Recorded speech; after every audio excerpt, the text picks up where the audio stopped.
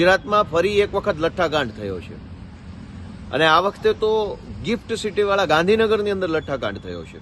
ઝેરી દારૂ અથવા કેમિકલવાળો દારૂ અથવા ભાજપવાળા કે પોલીસવાળાના કહેવા પ્રમાણે ઝેર વગરનો દારૂ પીવાથી 2 લોકોના મોત થયા છે. ગુજરાત માટે આ ભાજપના ભ્રષ્ટાચારી શાસનના કાળમાં એટલો દુઃખનો અને શરમનો વિષય છે કે એક તરફ ઝેરી દારૂ પીને, કેમિકલવાળો દારૂ પીને કે નકલી દારૂ પીને કે ભાજપના નેતાઓ જે આયુર્વેદિક સિરપ વેચે છે એ સિરપ પીને લાખો લોકો મૃત્યુ પામે છે, બેમોત મરે છે. એક બાજુ ભાજપવાળા છે દારૂબંધીના તાઇફાના નામે મોટા મોટા ભાષણો કરે છે કે દારૂબંધી દારૂબંધી, અને એક બાજુ આ જ ભાજપવાળા ગિફ્ટ સિટીની અંદર ખુલ્લે આમ વિદેશી મહેમાનોને અને ભાજપના નેતાઓ તેમજ એમના માનીતા ઉદ્યોગપતિઓને બિંદાસ ખુલ્લે આમ બેસીને પીવાની છૂટ આપે છે.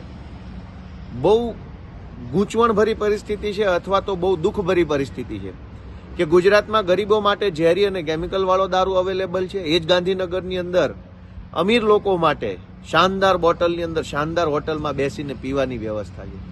કઈ દિશામાં આ ભાજપવાળા લઈ જવા માંગે છે ગુજરાતને? એક બાજુ બેમોત મરે છે, એક બાજુ તાઇફાઓ ચાલે છે. મને એમ લાગે છે કે ભાજપવાળાને શરમ હશે નહીં, કેમ કે શરમ જેવી ચીજ વસ્તુ હોત તો અત્યાર સુધીમાં 1-2 વખત તો આડે આવી હોત.